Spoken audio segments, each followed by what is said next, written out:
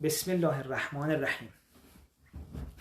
Tonight I want to talk to you about how a lot of us, we have, as a result of our interactions with other people, the parenting, the culture, society, community, a lot of us, unfortunately, we have learned to ignore certain parts of ourselves. And what do I mean by ignore? Well, let me make it let me give you an example and explain it there.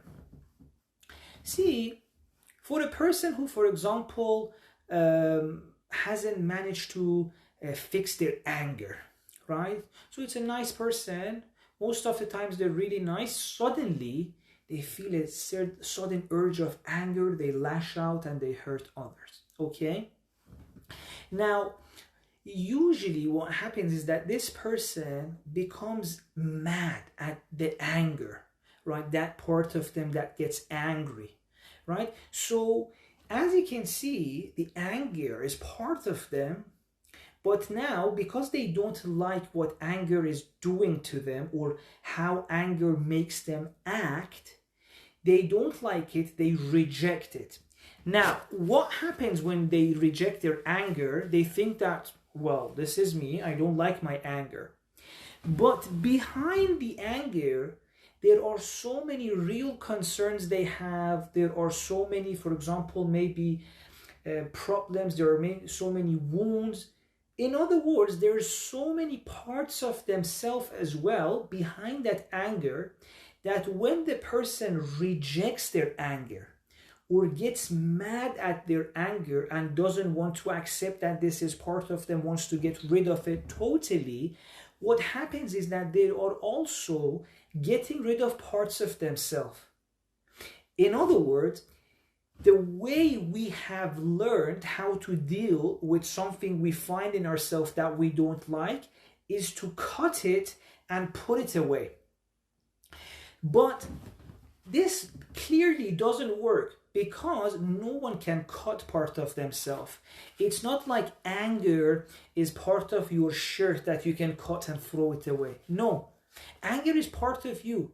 So all we do by cutting it and trying to ignore it is that we are creating a division inside ourselves.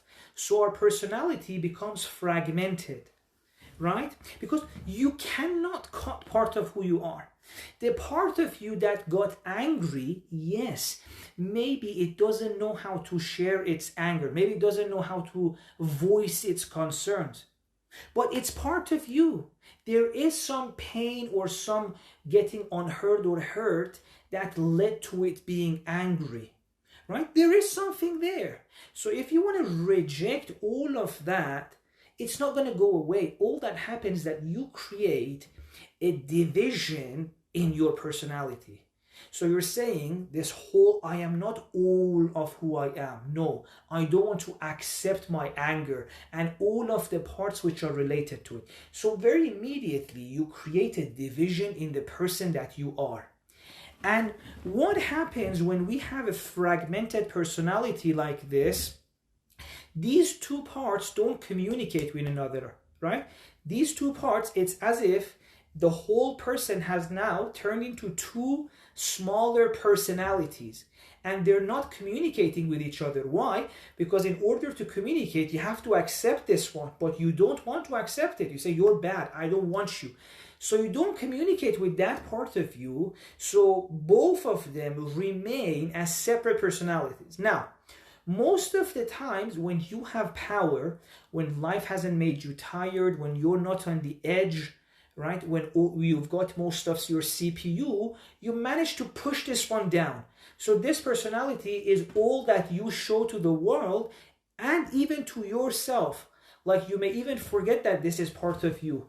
Because right now you've got energy, you're not tired, you can suppress this. Don't talk, you tell to your anger. Don't talk. You push it out. So you take this part only. But what happens is that if you get a little bit hurt, or if you get, for example, your energy comes low, or you're a little bit stressed, or you're irritated, agitated, what happens is that you lose, because it requires a lot of energy to suppress part of yourself, right? And then when you have less energy, this part comes up And because they don't communicate, when this one comes up, it pushes you down and it takes all of the control. And you see a person who is super nice, who is very considerate of others, make sure he doesn't hurt anyone. Suddenly, another personality is appearing, breaks hard, lashes out, throws things around. Like, where was this? Well, this was the part of them which they had pushed down, which they had refused to accept, which they had denied reality to, right? All this time they had pushed it down. Now what happens is that because it requires a lot of energy to push it down, as soon as your energy became less, you stopped pushing it down, it came over and it pushed you down, pushed the rest of you down. Now, so this was one example. You see, we find something inside ourselves, we don't like it, and the way we deal with this situation is that I want to cut you and throw it away.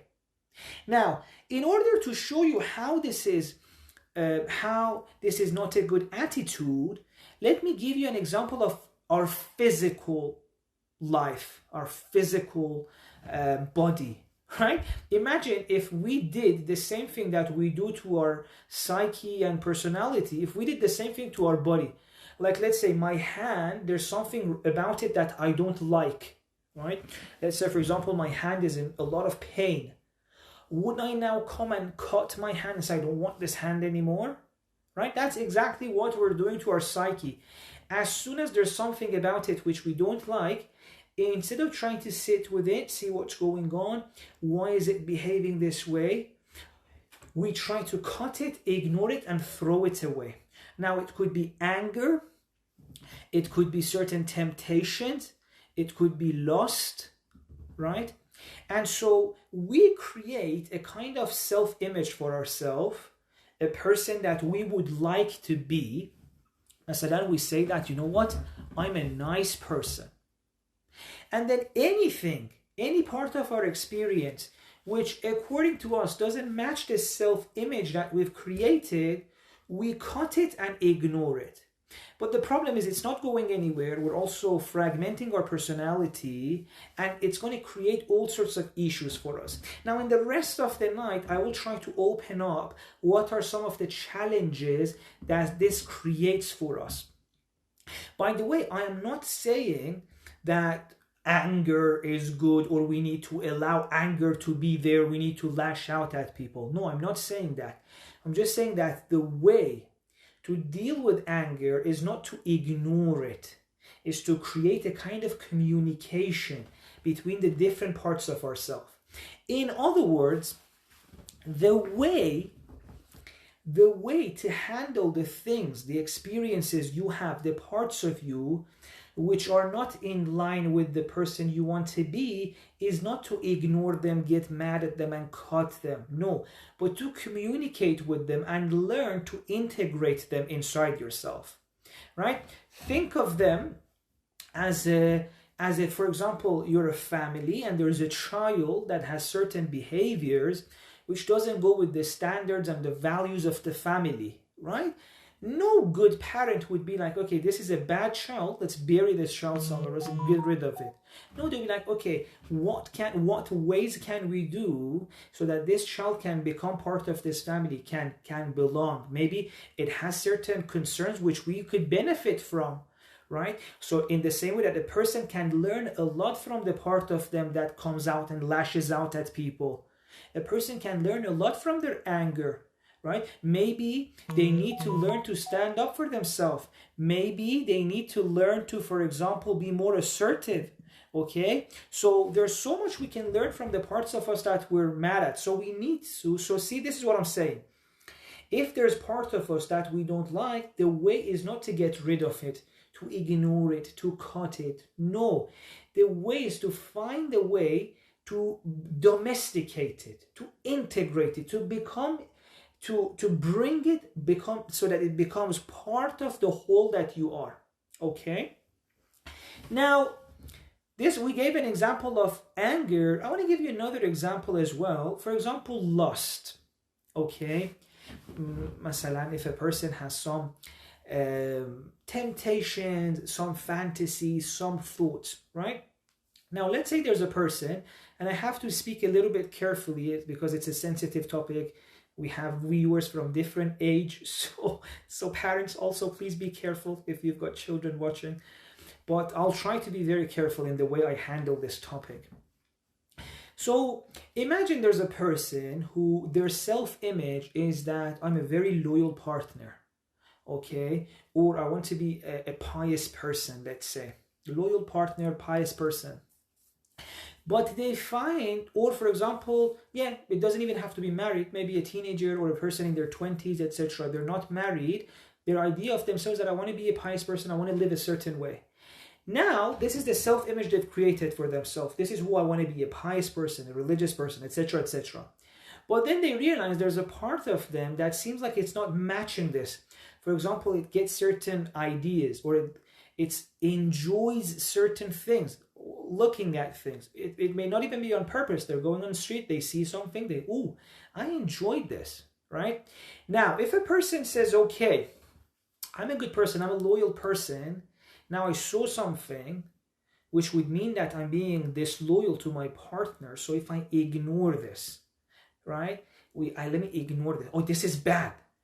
Now, you see, this is the exact moment I'm talking about. A person says, I'm loyal, I love my partner, but now my inner experience shows that part of me enjoyed seeing something.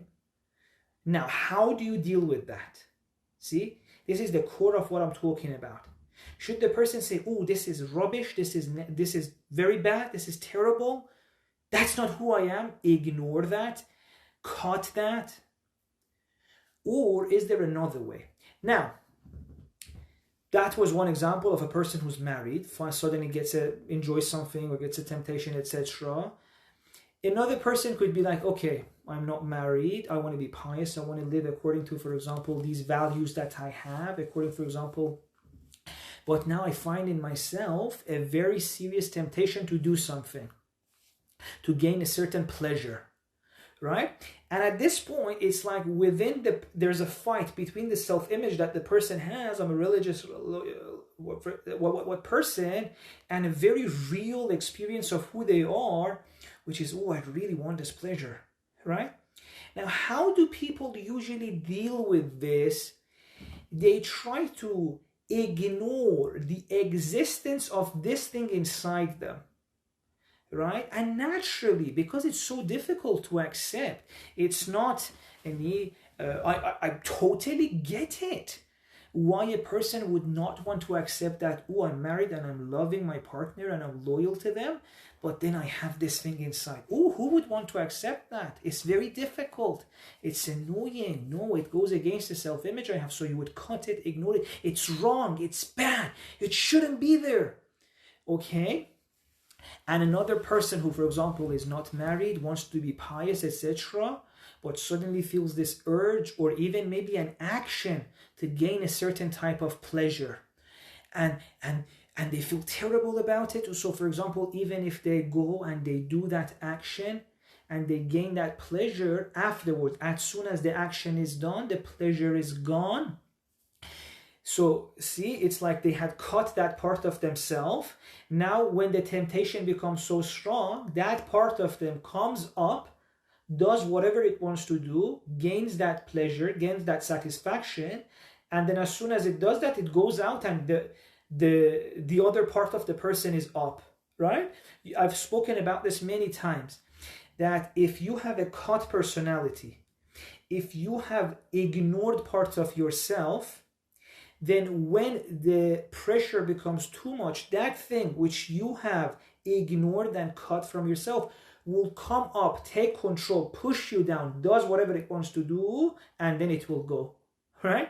So, for example, you're a person who's trying to act pious, the pressure comes too much, temptation comes too much, that part of you which enjoys the temptation will come up, push you down, does whatever it wants to do. Once it's satisfied, it will go away, and then you come up again and you're like, oh my God, what did I do? What did I do? Right? You acted according to temptation, and now you're like, what came over me? I promised not to do this again. How many times, like I've promised 10 times this month not to do this, for example. There we go, I'm doing it again. Right? Now, why is this happening? Why is it that the person keeps promising not to do this, but they do it again? It's because instead of accepting there's something inside them and finding a way to deal with it, they ignore it, they cut it, they throw it away from themselves, right? And the same is also with that married person who wants to feel loyal, but there's part of them that they never admit. Now, even after the person acts, for example, acts out that temptation and does that action, right? And then once the action is done, they're back to their senses. This part of the personality takes over. What happens? And I want to ask you, well, if you have similar experiences, to try and see what was happening inside you at that moment. The person feels like, oh, damn it, I'm a terrible person. I'm an awful person. Okay? Why is this happening? Because for this person, self-image is binary. You're either a good person or a bad person. Yeah? They can't accept that there's like it's not either 0 or 1. No, there are levels. It's, you can be, that it's a very complex thing. But for them, you're either a good person or a bad person. Previously, their idea was that I'm a good person because they had suppressed the part that they didn't like. Now, this part took over, they did an action. So they're like, okay, if I did it, I'm a bad person. I'm a terrible person, right? Because to them, you're either good or bad. You can't be, for example, a good person who makes mistakes. Or you can't be a person who's trying, who has good parts, bad parts. No, they're not looking at the world in a very nuanced way, right? Most of us, our self-image is very fixed. You're either good or bad, right? When you suppress your temptations, oh, I'm a good person. Temptations, we know, oh, I'm a bad person, right? And no one can accept, no one can accept the pressure of being a bad person. It's like, it's a torture for our ego. It's torture to think you're a bad person, right? So imagine all this time you built your self-image by denying the realities inside you, like the temptations, the pleasures you would get, etc. You thought, I'm a good person because I'm not doing that act. And suddenly, voila, you did the act. You did it. Say you enjoy the scene or whatever. Like, think of anything in your life which you're trying to ignore and suddenly comes up. Now, afterwards, because you've done it, you feel like, okay, I must be a terrible person. Now, because we can't accept being a bad person, it's killing the ego. It tortures us to be bad. We're like, okay, I need to regain control. I have to be good. I'm a good person. I have to be good again. How can I do that? Let me again push this down. So what do we do? Instead of learning a lesson, instead of saying this keeps happening, I need to deal with this, I need to talk to this part of myself, we're like, no. Let me push this part of myself back in the shadows again, right? So you make a decision. I'm never gonna do this again. This is not who I am. This is bad. This is nasty. This is disgusting. This is not me. You hate this part, you throw it away, and you make a decision that I'm never going to do that again. And as soon as you do that, oh, yeah, I'm a good person again. I'm a good person, yes. You feel good about yourself. But how did you get there? By, again, going through the same cycle, deleting part of yourself, creating that fragmentation inside, and which means that the cycle going to happen again. Maybe in 2 months, maybe in 1 month, and for some people, maybe the same day in 2 hours. Right? We keep promising and we ignore part of ourselves. Okay. Now, so keep this. So this was our relation with ourselves. Now I want to talk to you about how this also impacts our relationship with God. See, when a person keeps denying part of themselves, they feel that even when they go to God, they can't take that part of themselves with them. All right? And I want to look at your own life, okay? I went for the example of anger and lust and maybe sexual temptations, but this could be about anything, right? So try and see if you can find that thing in your life which you have tried to ignore, which you have tried, for example, happens, and it makes you feel so guilty, so bad about yourself that you try to not think about it, make a decision not to do it, etc., etc. Think of that. And I want to show you that when this happens, hold check if I'm right or not with your own experience. Usually, when a person behaves this way towards a part of themselves, they think that when this action is not there, they can go to God. They're worthy of God, right? Masalan, a person who's dealing, for example, a person who's not married, they're dealing with a certain temptation, with certain act. When they're not doing that, they feel like, oh, I can go to God. And they feel like their relationship with God is good. As soon as they make that mistake, they commit that mistake, they feel like, oh, I can't go to God, right? Or at least we can say their relationship with God suffers. So what does this show? It shows that the person is reflecting the way they are dealing with themselves to God. They're projecting it to God. What do I mean by that? Because the person cannot accept this part of themselves, they think that God is not going to accept it either. So when that action is not there, so for example, the person who gets angry, when they have, for example, for a few days, they haven't been angry, they feel like, oh, I can go to God. They feel that they're going to be received by God. Or a person who, for example, has those types of sexual temptations, when they haven't acted upon it, they're like, oh, now I can talk to God, etc. But as soon as that parts of them comes, because they're like, they can't accept it, they feel like God's not going to accept it too. So in those moments, their relationship with God suffers as well. And the person thinks that as long as they haven't ignored it again or caught it again, they cannot go to God. So in the moments in which they need God the most, they don't believe that they can go to God, because they think that, no, if this is part of me, I cannot go to God. Let me cut this again. Let me make a promise not to do this ever again.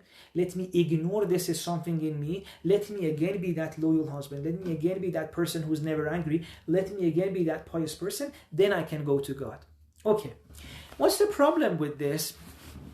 The problem with this is that you are now thinking that in order to go to God, you have to ignore part of yourself. And so whenever you go to God, you are not taking the totality of yourself to God. You are not taking all of yourself to God. It's as if every time you go to God, you're keeping something out of it, parts of you. Now, I know these are the parts which you don't like, that I get that. But the problem is that when you go towards God and you keep certain things outside, they are not going to like it, right? Because you've rejected part of you are. I know this part is doing things which you don't like gets angry, lashes out at other people. But that's not all it is. It may have some valid concerns, right? There's part of you there. So when you go to God, leaving some of you behind, well, then this part is going to bring you down. So you keep going towards God, but because you're not going as a total self, as a whole self, you've left part of this part is going to sabotage that relationship with God. Because you're telling it that in order for this relationship to happen, you shouldn't be part of me. And obviously, this part keeps sabotaging that relationship, right? And you can see that people have these cycles all the time. A person, for example, is going through some issues with temptations, with lust. They say, you know what, from tomorrow, I won't do this. They go start a relationship with God. And this part of them says, yeah, you want to go start a relationship without me? I'll show you. In 2 months, they make the same mistake. And the person feels like, oh, this became part of me. Now God's not going to accept me. The relationship with God, cancelled. So I see, when you leave part of you behind and go to God, that part of you is going to sabotage your relationship with God.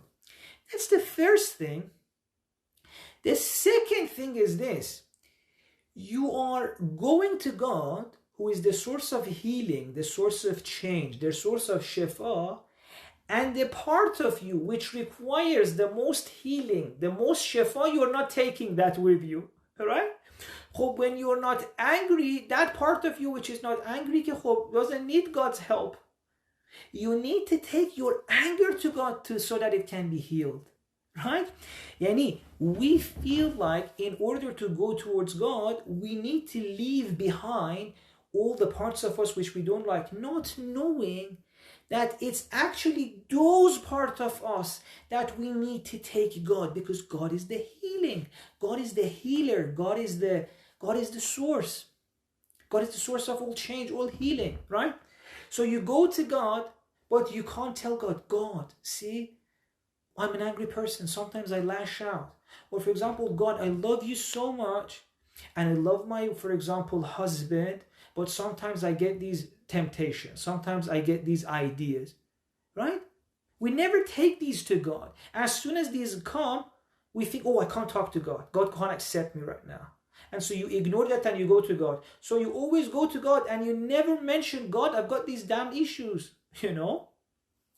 And so the moment that we need God the most is the moment actually in which the part of us that we don't like have showed themselves. The moment of temptation, the moment of anger.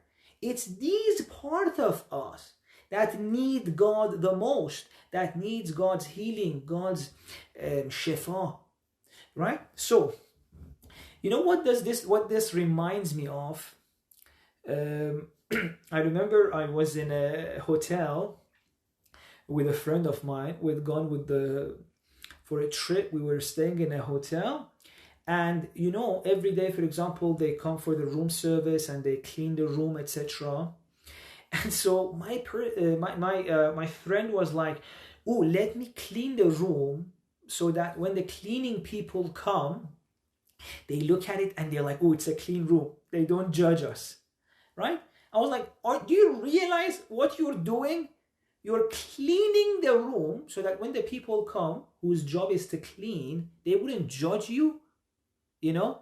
And of course, I'm not saying that, for example, we should be rude or disrespectful or leave the room in a very terrible state. That's not what I'm saying. But I'm saying the idea to think that a person whose job is to clean, whose job would judge you if, for example, the pillow is not in the center, or if, for example, you know, because at the end of it, they're going to come and take the pillows away anyway. They're going to change the bed sheet. But if you think that, no, I have to make this to save an image, right? I feel like some of us with God, we're doing the same thing. God, who's there to help us heal, who's there to clean us, who's there to purify us. When we want to go to Him, we think that, no, I have to be already pure to go to God. But if you're pure, why would you need God's healing? Why would you need God's name of Ash-Shafi, right? You don't need to purify yourself before you go to the one who's meant to help you purify yourself, right? But that's how often most of us feel. We feel that if there's this thing inside me, I need to ignore it before I go to God, or I need to cut it away, right? And the reason why this is happening is that we have never seen anyone who accepts us as a whole, accepts us totally, right? We don't accept ourselves totally. Allah was giving example of anger and lust, etc. But even with other things, even when we, for example, feel tired, even when we feel lonely, even when we feel sad, even when we feel we want to cry, a lot of the times we don't like part of ourselves. We don't accept part of ourselves that want to show these things. Oh, don't cry. Don't be weak. Don't be tired. Don't be lonely. No. I'm a nice person who's so strong, right? We create an image that, no, I'm a very strong person, and then we use that as a standard and cut everything in us that doesn't match that. Oh, I'm a strong person, I'm not going to ask for help. Well, that part of you right now which needs help, you cut it, you throw it away. Oh, I'm a strong person, strong people never cry. What about that part of you that wants to cry? You want to ignore that? You don't want to accept that? See, we don't accept who we are, and because of that, we think that God's not going to accept who we are, the whole of who we are. And perhaps the reason for this is that also we have rarely been in relationships in which a person accepted us as a whole. When we wanted to cry, they let us to cry. When we were angry, they allowed us to, to express that. When we were, for example, sad, they allowed us to do that, right? A lot of the times, we've been told that you're only acceptable if you're not all of who you are. Get these parts out. Ignore these parts, right? So because we've been treated that way in most relationships we've been, we don't accept ourselves, and also we think that God's not going to accept ourselves. Now, I am not in any way saying that, for example, if a person is lashing out, perfect, go lash out. Or if, for example, you feel temptations, go act on them. That's not what I'm saying. What I'm saying is this, that if you don't want to lash out, if you want to be able to control your temptations, if you want to be the loyal partner that you wish to be, the way is not to ignore part of you. The way is to listen to it, see, to allow to domesticate that, create a communication with it, right? So for example, from your anger, if you ignore it, that just means that you have no communication with it, so it comes whenever it wants. But no, I'm saying accept it. Accept that this is part of who you are, right? You're a good person and there's anger inside you. Yes, so what? You don't have to be just one thing. You're not, there are so many parts to you. It's understandable. It's fine. You could be a very nice person and at the same time have part of you which wants to hurt others, gets angry at others. It's okay. That's how we are. No one is only 100% something.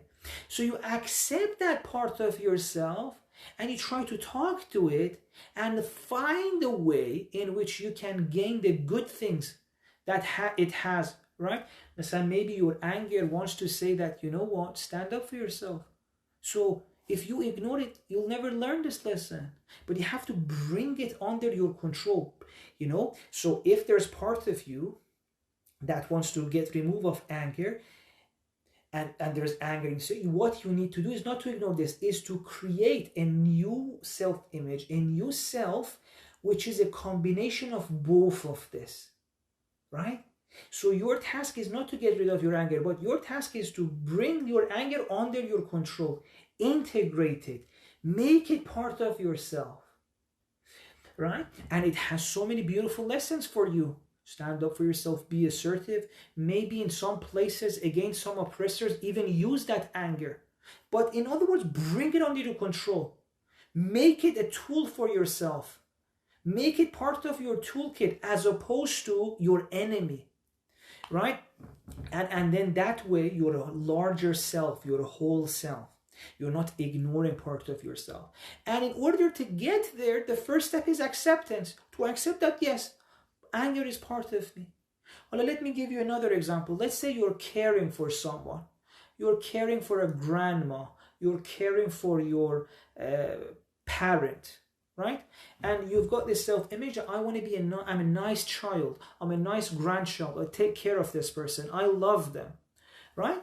And every now and then you feel like inside you, there's this sense, I'm tired of this person. I want to go have my own life.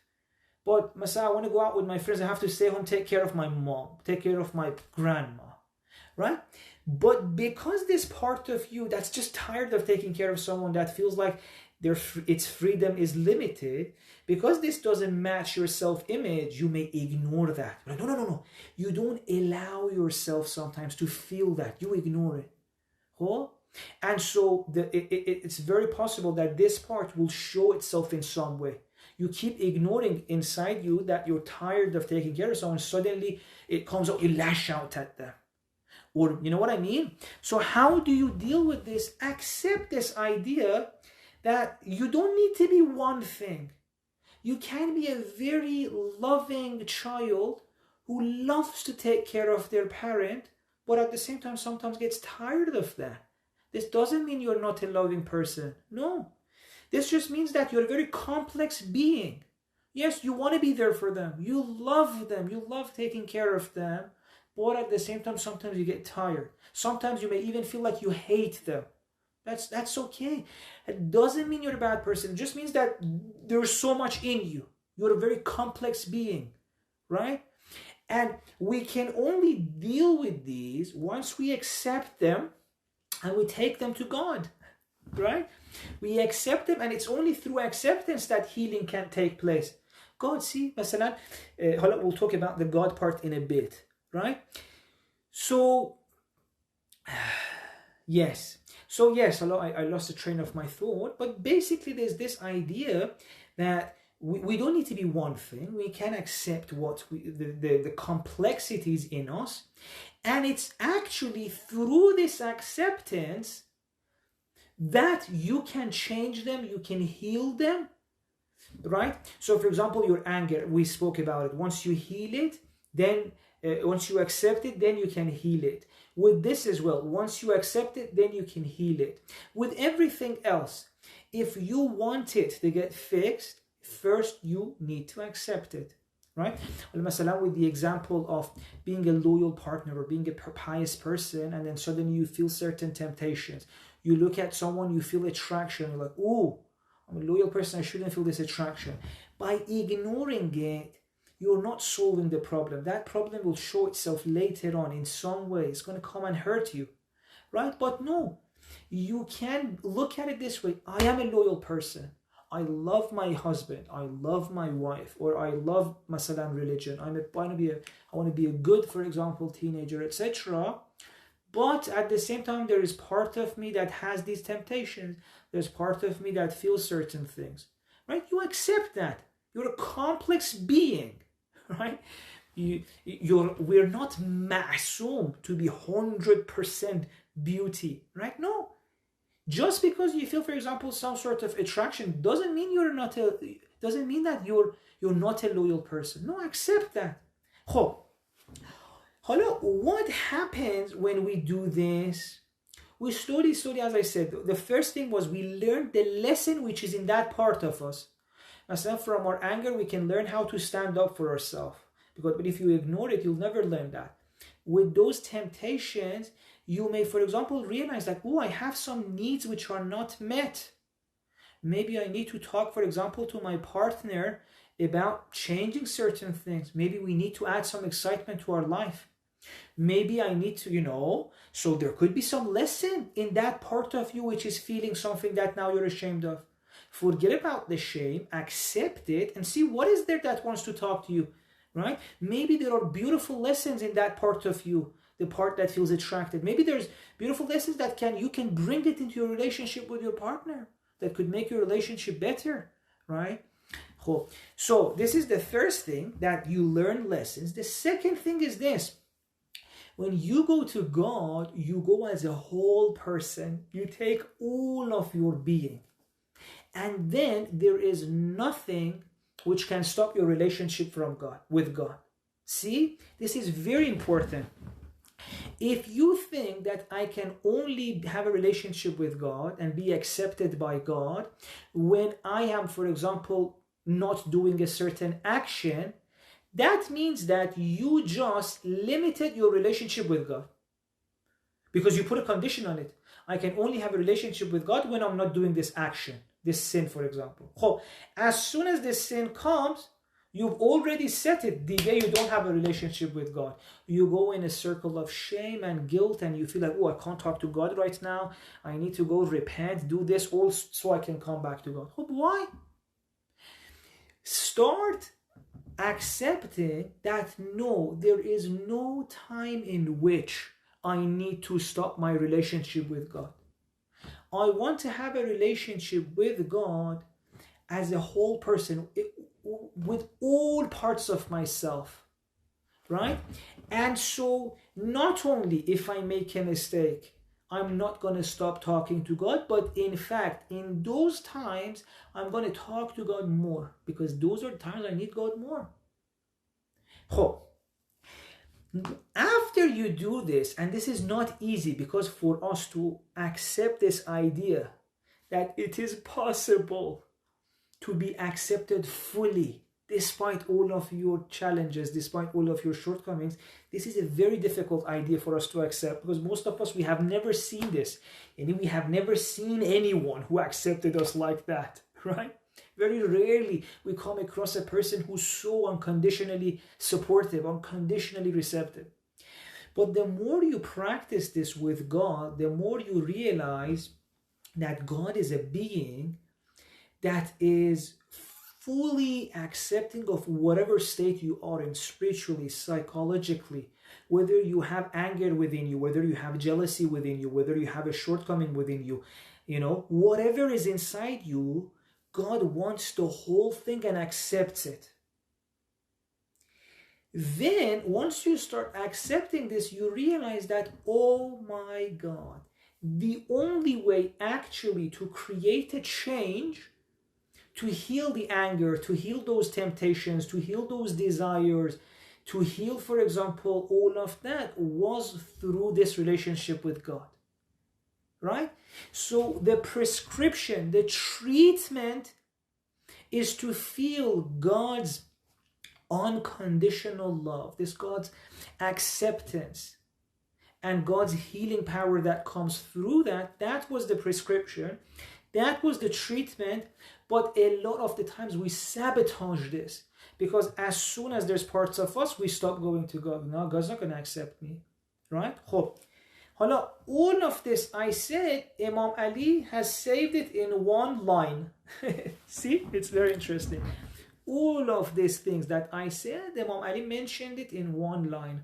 Ilahi, lam yakun li hawlun fa'antaqila bihi an ma'siyatik illa fi waqtin ayqaftani li mahabbatik. Imam Ali says, God, the only time I have the strength to heal myself, the parts of myself which I don't like or which are not in line with my goal, is when I feel you are accepting me as a whole.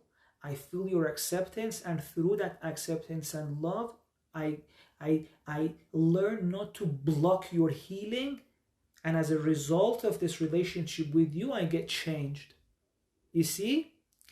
But most of the times, we don't allow this to work. And it's not that, so that was the sentence, God, I only have the strength by which to remove my shortcomings, to heal my, for example, when I feel your love. Oh, who's blocking this? Is God not showing us love? No, it's us. We keep blocking God's love for us. How? By saying, no, I don't deserve it. Right? As soon as there's parts of us we don't like oh, I don't deserve God's love right now. I need to cut this away. I need to cut that. We don't take these things to God. Yani, the prescription, Imam Ali says, to accept God's love no matter where you are, accept that, allow God to heal you, allow God to change you. But we were saying no. Masala, as soon as we have a shortcoming, instead of going to God with it, we're like, no, let me cut this away, let me ignore it, let me hide it behind the carpet, let me not think about it, and go to God as a very neat and cute and nice person. Right?